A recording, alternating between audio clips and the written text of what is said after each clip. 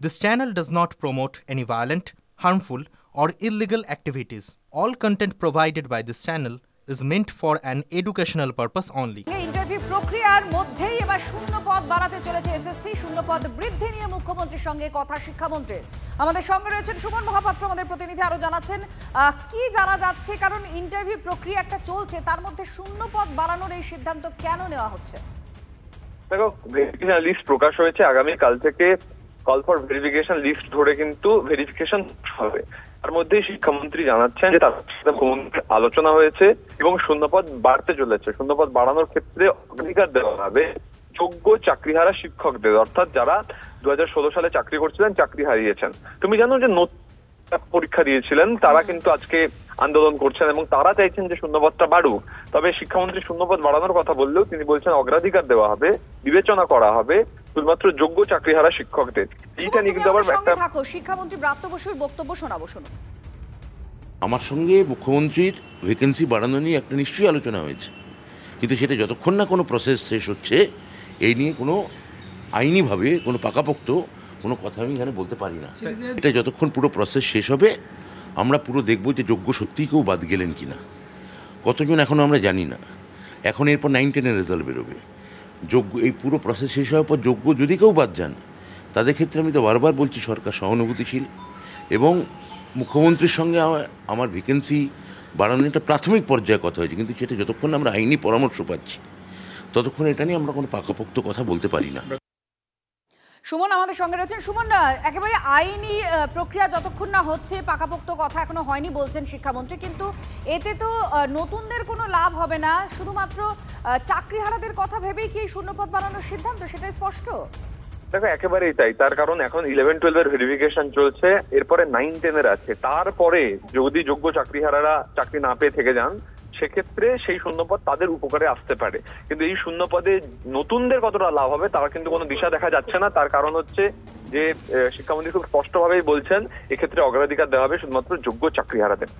ধন্যবাদ। সুমন মহাপাত্র আমাদের প্রতিনিধি জানালেন যে শিক্ষামন্ত্রীর তরফ থেকে ঠিক কি বলা হয়েছে। শিক্ষামন্ত্রীর বক্তব্য আপনারা শুনলেন, কিন্তু এটা করা যায় কি, এটাও একটা প্রশ্ন। বিকাশ রঞ্জন ভট্টাচার্য, বাম সাংসদ এবং আইনজীবী, তার প্রতিক্রিয়া নেব। বিকাশবাবু, ইন্টারভিউ প্রক্রিয়া চলছে, রাজ্য এরকম একটা ভাবনা চিন্তার মধ্যে আছে যে শূন্যপদ বাড়ানো হবে, সেটা চাকরিহারাদের কথা মাথায় রেখে তারা বলছেন। এটা কি সম্ভব? এটা কি আইনিগতভাবে কোনোভাবে এটা সম্ভব? আচ্ছা, এই রাজ্যে বলুন তো 2011 সালের পর থেকে কোন কাজটা আইনসঙ্গতভাবে হয়েছে? এরা বেআইনি কাজ করতে অভ্যস্ত এবং পারদর্শী। এখন যদি বলে আমি শূন্য পদ বাড়াবো, এটা কি মনে করেছে কি জনগণের পয়সার ওপর নিজেদের নৃত্য ওরা করে বেড়াবেন? সম্পূর্ণ বেআইনি। আরেকটা গন্ডগোল পাকাবার চেষ্টা করছেন। এটা নির্লজ্জের মতো বলতে পারছেন না কেন? যাদের থেকে টাকা নিয়ে চাকরি দিচ্ছে তাদের টাকা ফেরত দিয়ে দিয়েছে, বাবা চাকরি দিতে পারবো না, এটা বলুন না ব্রাত্যবাবু। মানুষকে বিপদে ফেলার পরিকল্পনা, সম্পূর্ণ দুর্নীতি হবে এটা।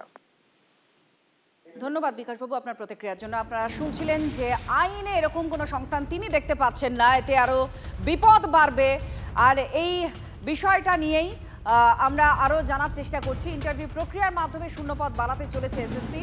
শূন্যপদ বৃদ্ধি নিয়ে মুখ্যমন্ত্রীর সঙ্গে কথা শিক্ষামন্ত্রীর। যোগ্য চাকরিহারা শিক্ষকদের জন্য শূন্যপদ বৃদ্ধি নিয়ে আলোচনা। নতুন চাকরি প্রার্থীরা কি বলছেন শুনুন। আলোচনা নয়, এটা একটা লিখিত চাই আমাদের এটা, এবং এটা অর্থ দপ্তরের পারমিশন হয়ে যেটা একদম লিখিতভাবে আমাদের সামনে আসবে, তবেই আমরা বিশ্বাস করব।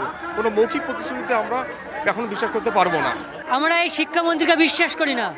উনি মাননীয় মুখ্যমন্ত্রী বলেছেন 54,000 ভ্যাকান্সি আছে, কিন্তু উনি 35,000 রিক্রুটমেন্ট দিয়েছেন, বাকি 21,000 ভ্যাকান্সি আছে, সেই ভ্যাকান্সিটাই আমরা চাই। উনি তো নিজেই বলেছেন 54,000 ভ্যাকান্সি আছে, তাহলে ভ্যাকান্সিটা কোথায় গেল? মুখ্যমন্ত্রী মমতা ব্যানার্জি এবং শিক্ষামন্ত্রী দুজনেই ঢপবাজ।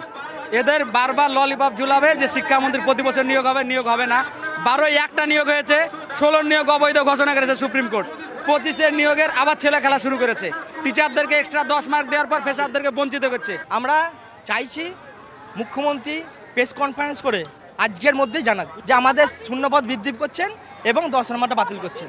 হ্যাঁ, আমরা অবশ্যই খুশি, কিন্তু সেটা লিখিত দিতে হবে, কারণ কাগজে আমাদের আগেও বলেছে 7,000 ভ্যাকেন্সি বাড়ানো হবে। 11-12 রেজাল্ট বেরিয়ে গেল, কোনো ভ্যাকেন্সি বাড়ানো হলো না। তাহলে কি হলো?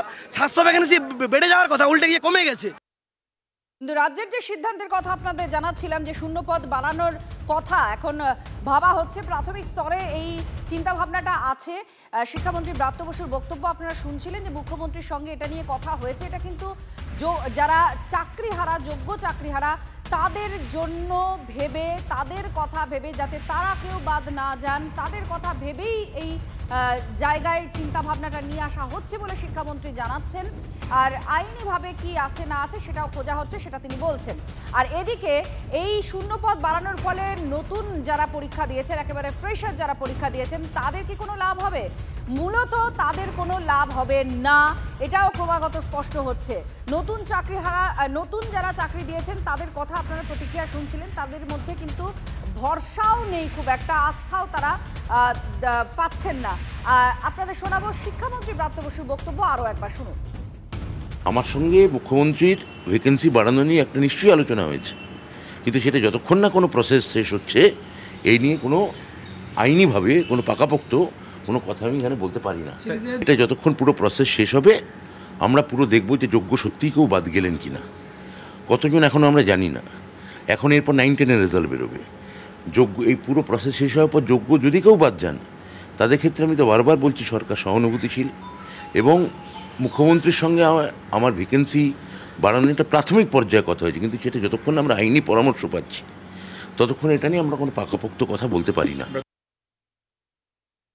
প্রথম কথা হচ্ছে মমতা ব্যানার্জি চাকরি দেবে না, পরিষ্কার হয়ে গেছে।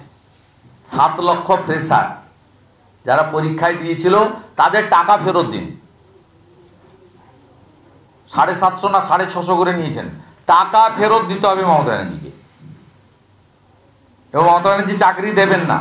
লাস্ট এসএসসির নোটিফিকেশন 15, এটা তো এক্সেপশন, সুপ্রিম কোর্টের নির্দেশে বাধ্য হয়ে করেছে, এটা নর্মাল এসএসসি নয়। লাস্ট পিএসসি হচ্ছে 17 সালে। এই মহিলা চাকরি দেবেন না, এই মহিলা তালে আছে আরো 200-300 টাকা ভাতা বাড়ানোর। এদিকে ডেডলাইন দিয়ে দিয়েছে নতুন চাকরি প্রার্থীরা সরকারকে ডেডলাইন বেঁধে দিয়েছে তারা। 3 ঘন্টার সময়সীমা বেঁধে দিয়েছে নতুন চাকরি প্রার্থীরা। 3 ঘন্টার মধ্যে ডাকতে হবে মন্ত্রিসভার বৈঠক, রাত 8টার মধ্যে তৈরি করতে হবে ভেরিফিকেশনের নতুন তালিকা, 10 নম্বর বাদ দিয়ে দিতে হবে, এই তাদের দাবি। সরকারের ওপর শর্ত চাপিয়ে এখন ডেডলাইন চাকরি প্রার্থীদের, তারাও অপেক্ষা করছে। আমাদের সঙ্গে রয়েছে আমাদের প্রতিনিধি সুপ্রিয়, আরও বিস্তারিতভাবে জানবো এই বিষয়টা নিয়ে। সুপ্রিয়, এক তো ডেডলাইনের অংশ, তার মধ্যে নতুন যেটা যোগ হলো সেটা হচ্ছে মুখ্যমন্ত্রীর সঙ্গে শিক্ষামন্ত্রীর শূন্যপদ বাড়ানো নিয়ে একটা চিন্তাভাবনা, কথাবার্তা খুবই প্রাথমিক স্তরে আছে। আখেরে যারা চাকরিহারা যোগ্য তাদের প্রতি সহানুভূতিশীল, অর্থাৎ তাদের কথা ভেবেই এটা ভাবা হচ্ছে। কি বলছেন যারা এখন আছেন আন্দোলনে, তারা কি বলছেন? আর অনেকটা সময় গড়ালো তাদের অপেক্ষা, তারা কি কোনো ভরসা করতে পারছে? দেখো, তোমাকে আমি সার্বিক পরিস্থিতিটা একটু দেখানোর চেষ্টা করি। বিকাশ ভবন অভিযানের ডাক দিয়েছিলেন নতুন যারা চাকরি প্রার্থীরা রয়েছেন তারা, এবং সেই তাদের যে মিছিল, সেই মিছিল যখন বিকাশ ভবনের অভিমুখে এগিয়ে যাওয়ার চেষ্টা করে পুলিশ বাধা দেয়, এবং পুলিশি বাধার মুখে পড়ে এই মুহূর্তে কিন্তু আমরা যেটা দেখতে পাচ্ছি দুপুর গড়িয়ে বিকেল হয়ে গেছে। চাকরি প্রার্থীরা তারা কিন্তু রাস্তার ওপরে করুণাময়ী থেকে বিকাশ ভবন যাওয়ার যে রাস্তা, সেই রাস্তার মাঝেই তারা বসে রয়েছেন, এবং এখানে বসেই তারা তাদের দাবি তুলে ধরছেন। এবং সেক্ষেত্রে তুমি যেটা বললে একদমই তাই, তারা 3 ঘন্টার একটা ডেডলাইন ইতিমধ্যেই শিক্ষা দপ্তর বা রাজ্য সরকারের উদ্দেশ্যে দিয়েছেন, এবং সেক্ষেত্রে তারা বলছেন যে আজ রাতের মধ্যেই 10 নম্বর অভিজ্ঞদের যে দেওয়া হয়েছে সেই নাম্বার বাতিল করে ভেরিফিকেশনের নতুন তালিকা প্রকাশ করতে হবে, এবং তার পাশাপাশি শূন্য পদ বাড়াতে হবে। এই ধরনের কিন্তু তাদের বেশ কিছু দাবি রয়েছে, আর সেই দাবিকে সামনে রেখেই তারা ইতিমধ্যেই দেখো রাস্তার উপরে বসেই কিন্তু তারা স্লোগান শাউটিং করছেন। যারা রয়েছেন এখানে একটু কথা বলি, আপনারা তো এখানে বসে রয়েছেন, কি মনে হচ্ছে আপনাদের দাবি সরকার মানবে? আমাদের দাবি সরকার মানুক না মানুক সেটা আমাদের কোনো যায় আসে না, আমরা আমাদের দাবি আদায় করেই ছাড়বো। রাস্তায় আমরা দেখে নেবো, রাস্তায় আন্দোলনের মাধ্যমে আমাদের দাবি আদায় করব। কেন এত বড় বঞ্চনা?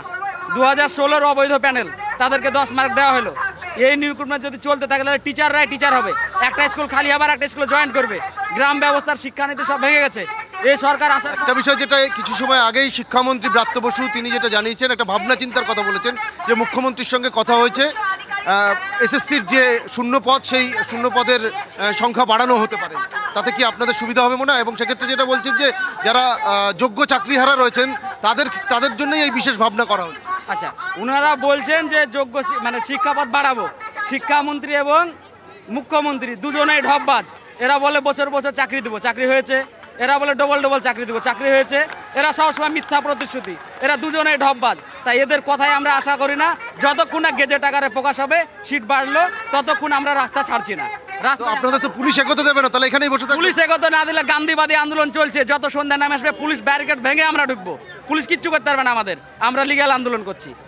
আচ্ছাই দেখতেই পাচ্ছ যারা আন্দোলনকারীরা রয়েছেন, নতুন যারা চাকরি প্রার্থীরা রয়েছেন, তাদের যে বক্তব্য, সেই বক্তব্য আমি শোনালাম। ক্যামেরা পার্সন সুদীপ বিচ্ছেদকে বলবো উল্টো দিকের ছবিটা দেখানোর জন্য। বিশাল সংখ্যক পুলিশ বাহিনী কিন্তু এখানে মোতায়েন রয়েছে, র্যাফের বাহিনী রয়েছে, মহিলা পুলিশ রয়েছে। অর্থাৎ কোনোভাবে এই নতুন যারা চাকরি প্রার্থীরা রয়েছেন তারা বিকাশ ভবনের অভিমুখে এগিয়ে যেতে না পারেন, সেক্ষেত্রে কিন্তু পুলিশের তরফ থেকে বিশেষভাবে নজর রাখা হচ্ছে। আর এই রাস্তা কিন্তু সম্পূর্ণ যান চলাচলের জন্য এই মুহূর্তে যে অবরুদ্ধ হয়ে রয়েছে সেটাও কিন্তু বলার অপেক্ষা রাখে না। এখন কতক্ষণে চাকরি প্রার্থীদের দাবি পূরণ হয়, তাদের ডেপুটেশন যেতে দেওয়া হয় কিনা, এবং তারা যেটা চাইছেন যে শিক্ষামন্ত্রীর সঙ্গে সরাসরি গিয়ে কথা বলে তাদের যে দাবি রয়েছেন সেগুলোকে তার সামনে তুলে ধরবেন। সময়ের দিকে আমাদের নজর রাখতে হচ্ছে। আমাদের প্রতিনিধি সরাসরি ছিলেন এই বিকাশ ভবন চত্বর থেকেই। এবার আপনাদের সুজন চক্রবর্তীর বক্তব্য শোনাবো, কি বলছেন শুন। চাকরি প্রার্থীরা যে দাবি করছেন তাতে বোঝা যাচ্ছে যে তাদের মধ্যে ক্ষোভ এবং ঘৃণা কত বেশি।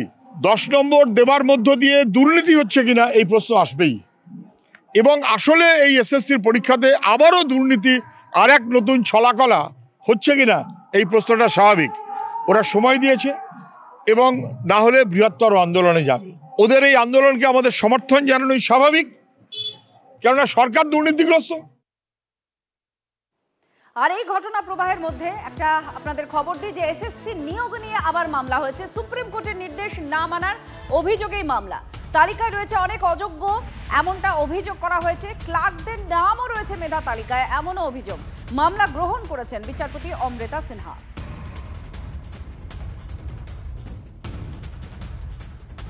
আর এসএসসির ইন্টারভিউয়ে যে প্রাথমিক তালিকায় একাধিক গরমিল আছে, এমনটা অভিযোগ করছেন। গরমিলের অভিযোগ প্রমাণিত হলে পদক্ষেপের আশ্বাস শিক্ষা দপ্তরের।